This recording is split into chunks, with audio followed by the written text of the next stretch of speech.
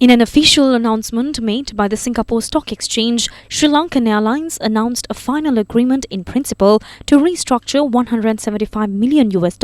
in defaulted bonds. According to the official statement, SriLankan Airlines and the government of Sri Lanka announced that the company held restricted discussions between the 23rd of October and the 19th of November 2025 with 6 members of the ad hoc group of bondholders relating to its $175 million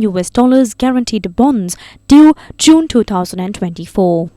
The statement further said, quote, "The government and the company are pleased to report that they have reached agreement in principle with the group on the financial parameters of the restructuring of the notes. The in principle agreed terms remain subject to final approval from Sri Lanka's Cabinet of Ministers, as well as the non-objection from the International Monetary Fund and Sri Lanka's Official Creditor Committee, pursuant to the government's commitments taken in the context of Sri Lanka's overall public debt restructuring exercise." The statement filed by the Singapore Stock Exchange yesterday added, quote, "Under the in principle agreed terms and subject to the successful implementation of the restructuring in accordance with such terms, the government will be discharged from its liability pursuant to the guarantee and benefit from substantial debt and immediate liquidity relief to maintain the hard-fought long-term sustainability of its public finances." The agreement in principle includes a haircut of 15% of the total claim amount